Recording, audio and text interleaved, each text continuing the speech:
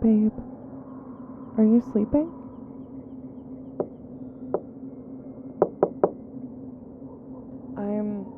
I'm opening the lid.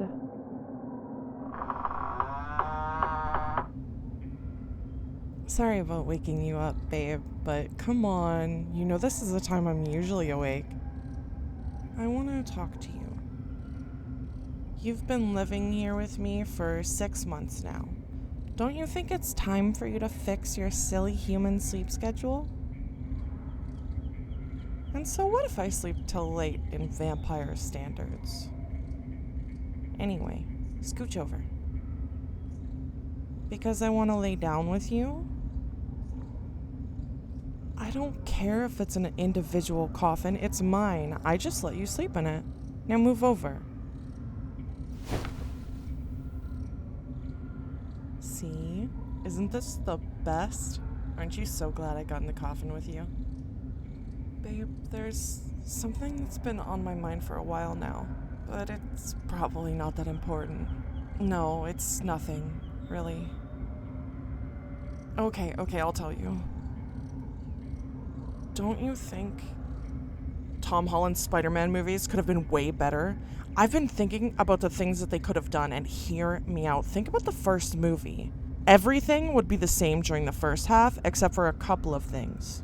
For example, he would not be on suburbs during the first chase scene. He would be in Manhattan. Imagine scenes against Vulture in Manhattan. Vulture would end up throwing him into the water though, but, and here's the important thing, Iron Man would not arrive to help him. He would pull himself out of the water. After that, the movie would go more or less the same until we get to the part with the ferry. He would fail to stop the ferry from collapsing. He wouldn't be quick enough or strong enough, but he wouldn't give up. And instead of Iron Man arriving to save him again, what would arrive would be boats. Lots of boats. New York Police, Coast Guard, and maybe just some people that happen to have a boat, and they would tell him to hold on just a little bit longer while they evacuate everyone on board, and only when he knows everyone's safe he would allow himself to let go, not caring if he lives or dies. You get out a small flashback of him and Aunt May in his uncle's funeral as he's falling in the water, but that's a bit overdone. I was thinking they could have added a scene of him being pulled out of the water and the people pulling him out telling him they had to take off his suit because it was drenched, but they won't tell anyone that they saw him without his mask, and then they would ask him if his life is worth it. Why put something like that? To show Spidey's connection with the people. It's something that superhero movies lack nowadays. Or you could just cut to him arriving home to a very distressed Aunt May, and they would have a very heartfelt conversation, which would result in him putting the suit in a trunk under his bed or something and choosing to stop being Spider-Man. After that, everything goes the same. Having Peter Parker, having a life as Peter Parker. Then the movie goes the same, final battle, he wins, you know, the usual. But instead of Happy going to look for him at school, he gets a message from Tony Stark, which he ignores. And then a call he also intends to ignore, but his phone answers itself, and Tony Stark is like, "You don't get to ignore me, only I get to ignore you." They talk for a bit, and that convinces Peter to be Spider-Man again. And it ends the same. You see where I'm going with this, right? Yeah. Spider-Man does not need Iron Man to mentor him, and the movie did not need him to sell. It was going to sell anyway, because it had Spider-Man in the name. Even back then, they were too self-obsessed with their shared universe. I'm not going to call it by their precious name. That name sucks. Actually, that takes us to the next movies. Yeah, I'm doing all the movies, so shut up and listen. No, please, please, please. I'll give you lots of kisses after I'm done. Yes? All right. So, during his first scene during Infinity War, those movies could have been a lot better too. But that's another story. Anyway, during the scene in the bus, they show us his phone with lots of unanswered calls and an unreplied text to Aunt May. to hint that she's mad at him for lying and putting himself in danger, and him getting erased by Thanos would only prove her point. I really hate the fact that they called it the blip. Calling it the snap would be a lot better. Which takes us to Far From Home, only he wouldn't be because he's still in Manhattan. He's crashing with Ned because Aunt May is still mad at him. He goes to cute dates with MJ, who, of course, became his girlfriend off screen. And he's debating if he should tell her he's Spider-Man. Then Mysterio would appear pretending to be a hero, but instead of golems and stuff, it would be a real villain attacking the city so Mysterio can stop him. And Mysterio has the full endorsement of JJJ, portrayed by J.K. Simmons, obviously, because who else could do it? Which other villain? Whichever, there's like 1,000 to choose from. Rhino, maybe? Point is, fighting him would make him like super late to the date with MJ because cape drama is important, especially for Spider-Man. And instead of being a plot against Tony Stark, it's a plot against Spider-Man orchestrated by the Tinkerer.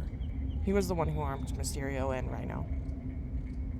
What do you mean, when did the Tinkerer even appear? He was in the first movie. The guy that made Vulture's wings. Yeah, that was supposed to be him. Anyway, back to the fanfiction. Thinking Mysterio is his ally, he would fight Rhino only to be betrayed and defeated.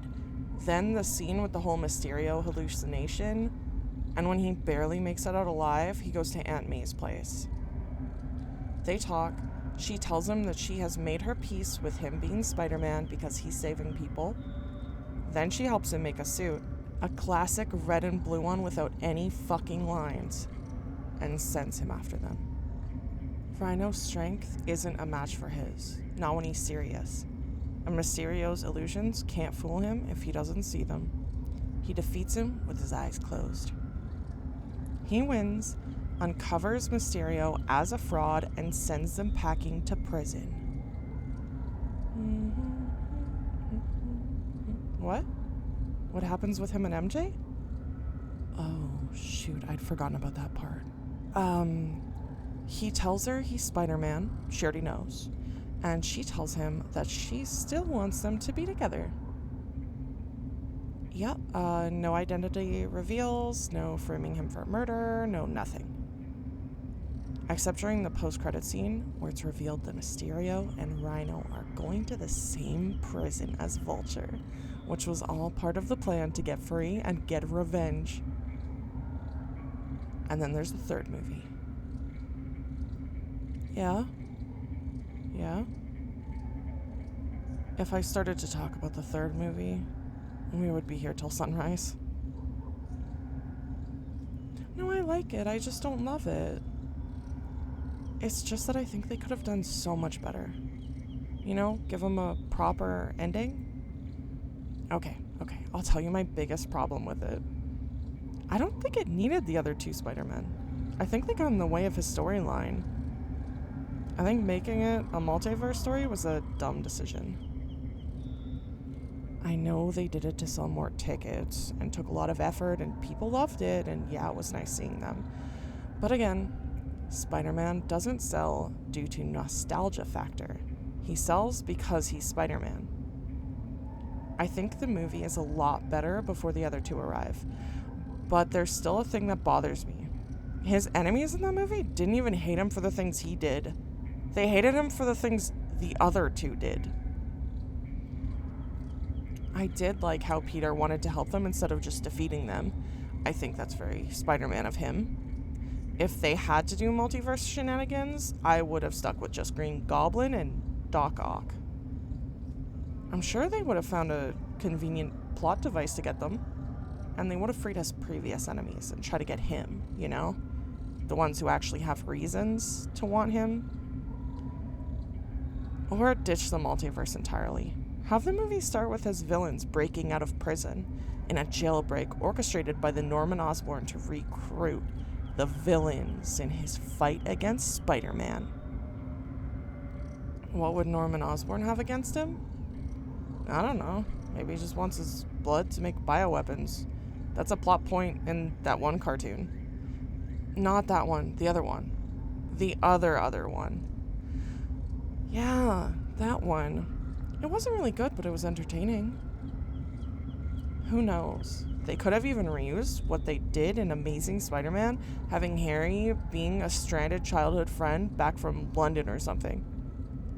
The point is, he would have fought his own enemies using what he learned and what he's still learning, with JJJ attacking him at every turn. You know, a Spider-Man movie. So what do you think? What do you mean that sounds like rhyming movies? Well, now that you mention it, is that even a bad thing? It's not my fault he got the character so right. He did, and you know it. Nope, you don't get to discuss me on this. I have been a Spidey fan since before you were born. Since he first hit the shelf, in fact. Anyway, I promised kisses if you heard me ramble, and you did, so... wanna make out?